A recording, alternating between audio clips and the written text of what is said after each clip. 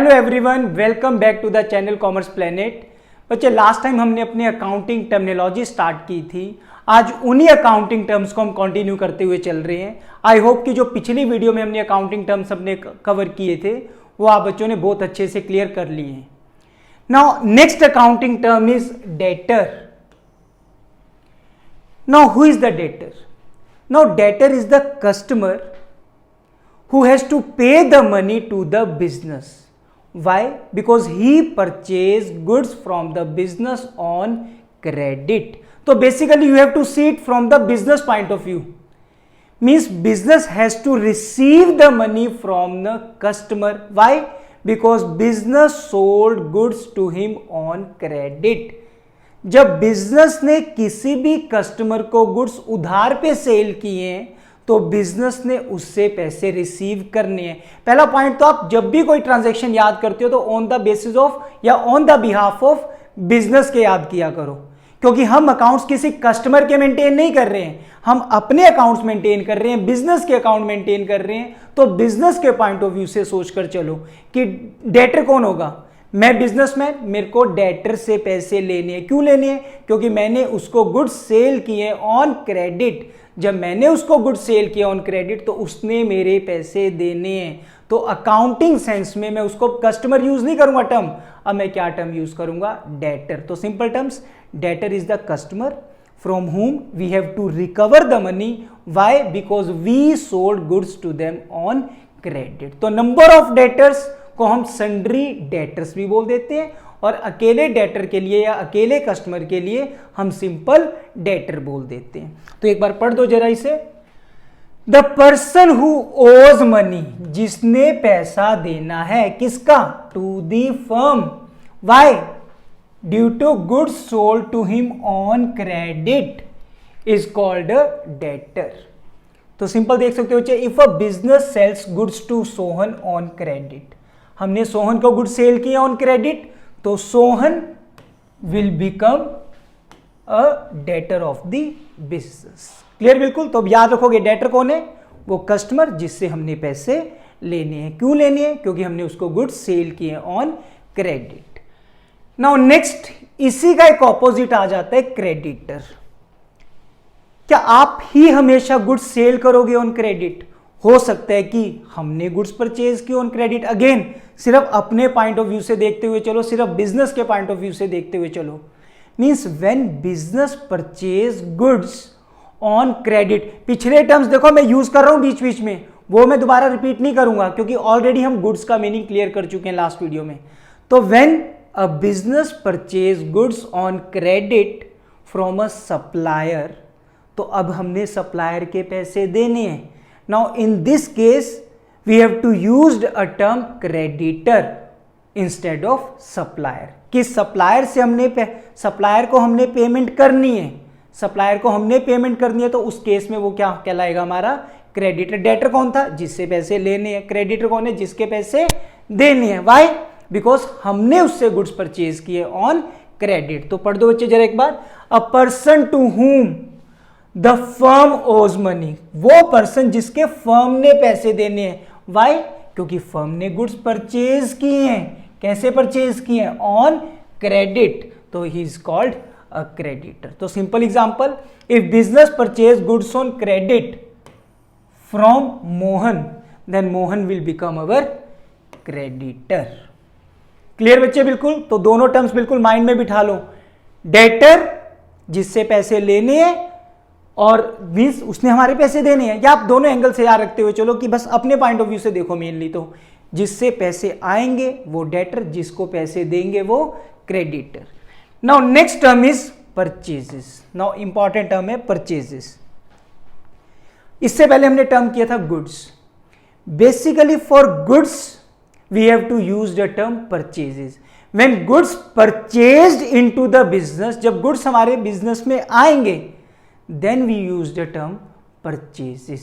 देखो जनरली तब हम गुड्स वर्ड नहीं यूज करते। जैसे आप सिंपल सा एग्जांपल लेकर चलो कि आप कोई दो ब्रदर्स हो, आप बिजनेस में बैठते हो और आपका क्लोथ्स का बिजनेस है। जब क्लोथ्स का बिजनेस है तो आप, जैसे आप छोटे ब्रदर हो, आप बिजनेस में बैठे हो, बड़ा ब्रदर 4 दिन आपसे आउट ऑफ स्टेशन था, तो बिजनेस में आके लाइक आपने बिजनेस होलसेलर या मैन्युफैक्चरर से गुड्स परचेज किए, तो वो आकर आपको ये नहीं कहेगा कि कितने के क्लोज परचेज कर लिए, तो वो सिंपल कहेगा कितने की परचेज हुई है पिछले 4 दिन में।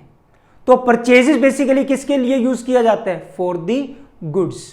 तो when goods purchased into the business that is known as purchases. One more thing, purchases सिर्फ उसके लिए यूज किया जाएगा जिसमें बिजनेस डील कर रहे हैं।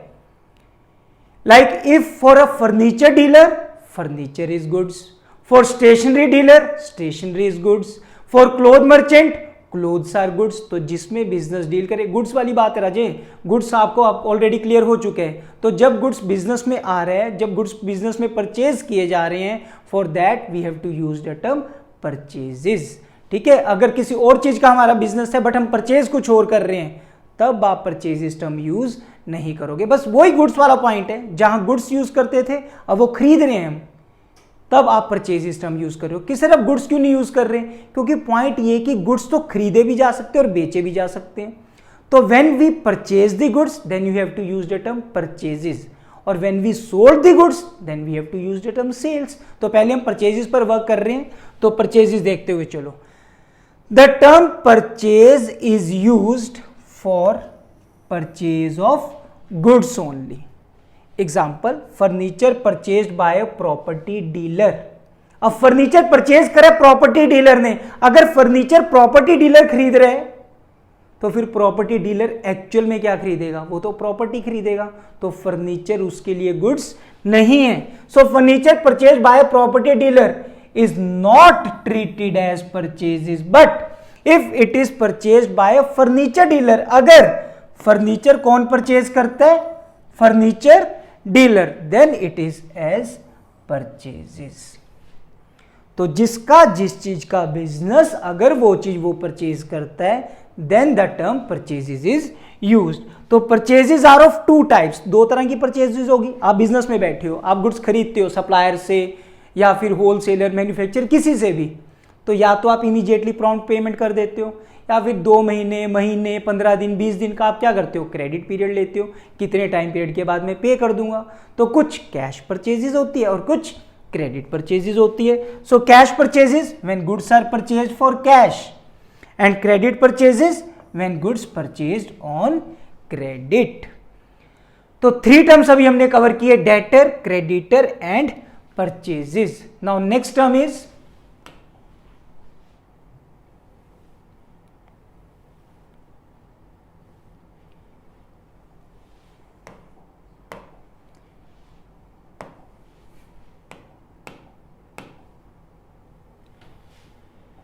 नेक्स्ट टर्म आता है बच्चे आपका purchase return. You purchase goods from supplier, but हो सकता है when a supplier send goods to you, तो उसमें क्या चीज हो सकती है? May be goods as per specification ना हो, जैसा आपने ऑर्डर लिखवाया था, भाई साहब इतनी इतनी यूनिट्स मेरे को भेज देना इस डेट तक।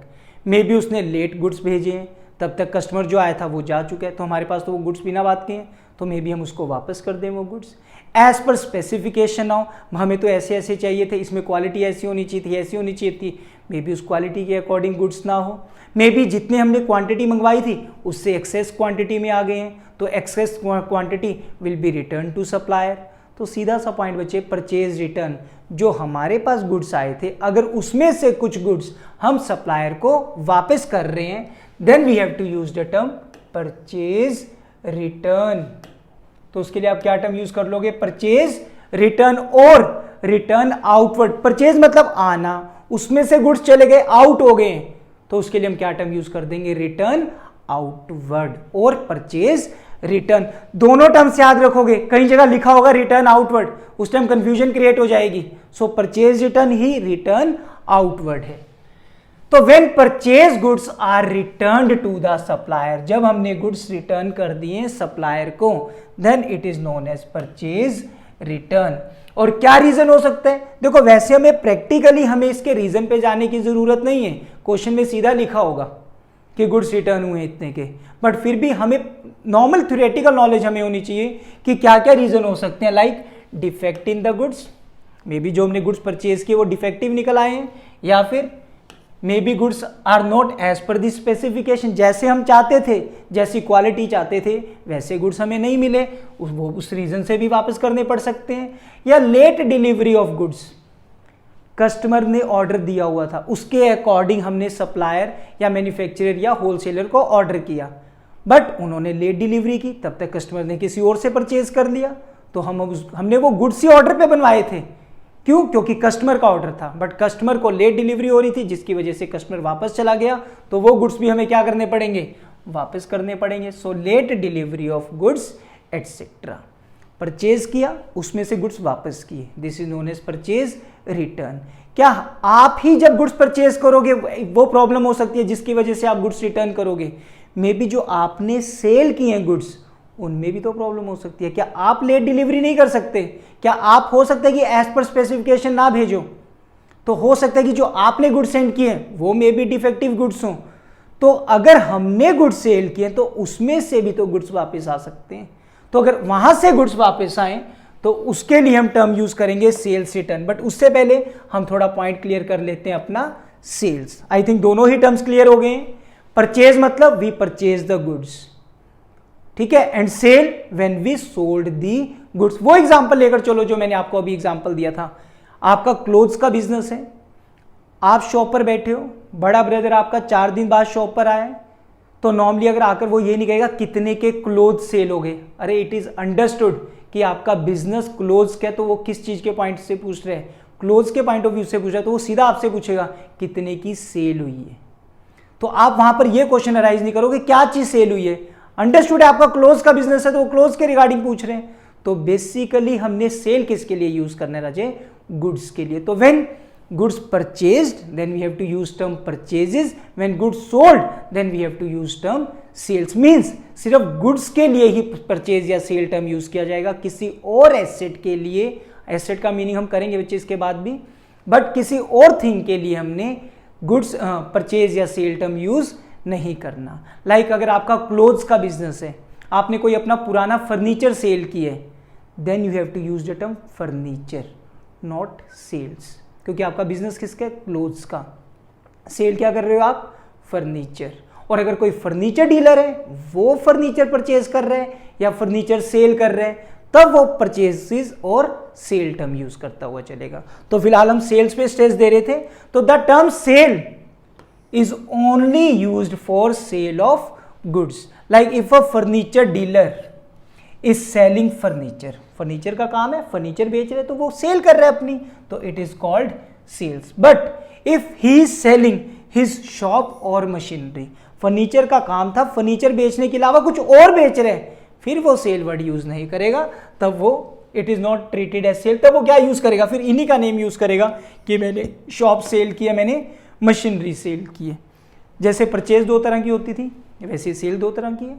किसी ने हमें सेल की, हाँ, अगर हमने किसी को सेल की तो या तो कैसे होगा, या तो वो इमीडिएटली पैसे दे जाएगा, या फिर वो हमसे कुछ क्रेडिट मांगेगा, या हम उसको कुछ क्रेडिट पीरियड देंगे कि हफ्ते बाद दे देना, 10 दिन बाद पेमेंट कर देना। तो means it can be a cash sales और क्रेडिट सेल। तो when goods are sold for cash it is cash sales, and when goods sold on credit then it is credit sale. Now next term is sales return or return inward। वही point, हमने goods sale किए हैं, अगर वहां से कुछ goods वापस आ रहे हैं, किसी भी रीजन से वापस आ सकते हैं बच्चे, डिफेक्टिव गुड्स हो, may be as per specification हमने ना भेजे हो, मे बी लेट डिलीवरी हो, एनी रीजन हो सकता है। तो हमें रीजन पे ज्यादा जाने की जरूरत नहीं है। तो उसमें कौन कौन से हो जाएंगे अपने पास? 1 सेकंड बच्चे। हाँ जी, तो सेल्स रिटर्न क्या कह रहे हैं बच्चे इसमें आपका? Some customers might return the goods, अगर कुछ कस्टमर्स गुड्स वापस कर देते हैं जिनको हमने गुड्स सेल किए हैं, तो these are termed as sales return. तो आप रीजन इसमें वही लिख सकते हो कि लेट डिलीवरी की हमने, may be as per specification नहीं है, डिफेक्टिव गुड्स हैं, तो जिसकी वजह से हमारे पास गुड्स वापस आ गए हैं। Now next term is business transaction. अब यहां से थोड़ा सा और अच्छे से क्लियर करते हुए चलना टर्म्स, क्योंकि धीरे धीरे हम प्रैक्टिकली टर्म्स पर आ रहे हैं। नाउ बिजनेस ट्रांजैक्शंस क्या चीज है? हमने अकाउंट्स मेंटेन करने हैं। किसके मेंटेन करने हैं? बिजनेस के मेंटेन करने हैं। कोई भी पर्सनल ट्रांजैक्शन हमें अपनी बुक्स में रिकॉर्ड नहीं करनी, सिर्फ बिजनेस की ट्रांजैक्शन रिकॉर्ड की जाएगी। One more thing, only monetary transactions will be recorded in the books of accounts, no non monetary और qualitative transactions are to be recorded. तो सिर्फ कौन सी होंगी? ओनली मॉनेटरी और quantitative transactions and which are related to business only. तो यही point समझा रहे हैं कि business transactions are which are related to business and monetary transactions. So an economic activity, economic activity means जिसमें पैसे का लेन देन चल रहा हो, that affects financial position of the business, जो कि बिजनेस की किस पर इफेक्ट करेगी? फाइनेंशियल पोजीशन पर, and can be measured in terms of money. सिर्फ वही चीजें जो हम मनी में मेजर कर सकते हैं। लाइक अगर मैं बोलता हूं आई परचेज 4 चेयर 2 टेबल 1 अलमीरा, इसमें कोई मनी वैल्यू तो मैंने बताई नहीं, तो these transaction will not be recorded in the books of accounts जब तक मैं क्या ना बोलूं I purchase 4 chairs costing rupees 5000, purchase 2 tables costing rupees 3500, 1 table या 1 अलमीरा वर्थ रुपीज 700। अब इनके साथ कुछ मनी वैल्यू लगाई है मैंने, then these transactions will be recorded in the books of accounts. Now these are the business transactions. Sir वो भी तो बिजनेस के लिए खरीदी गई है बट उनकी मॉनेटरी वैल्यू नहीं है।